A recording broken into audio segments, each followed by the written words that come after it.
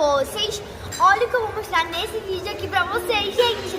Os meus Paper Squishes. E olha que eu tenho bastante por enquanto, hein. Vocês devem estar sentindo falta da Marcela, né? Porque ela tá ensaiando na companhia profissional hoje da Fez Arte.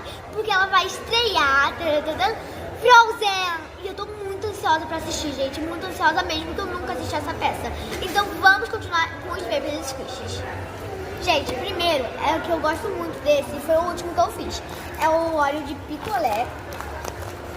E faz um barulhinho muito bom, gente. É o óleo de picolé. O outro, gente, que eu gosto muito é a Pringles. Eu gostei muito do desenho dela aqui. Só que aqui, achei que ficou meio ruimzinho, né, gente? Fala a verdade. Mas ela é muito boa de apertar. Agora, Nutella, gente, que eu também fiz ontem, olha.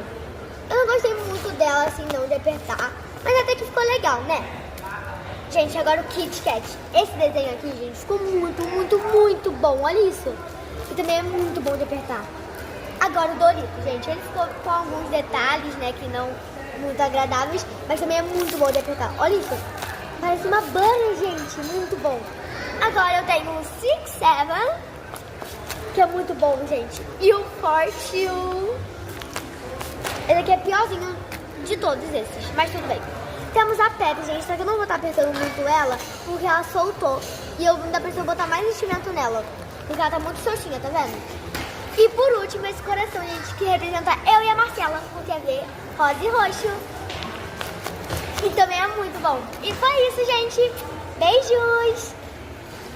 Ah, e se vocês querem aprender a fazer todos esses Paper Squishes, se inscreve no canal, deixa o like, ative o sininho das notificações para vocês não perderem os próximos vídeos.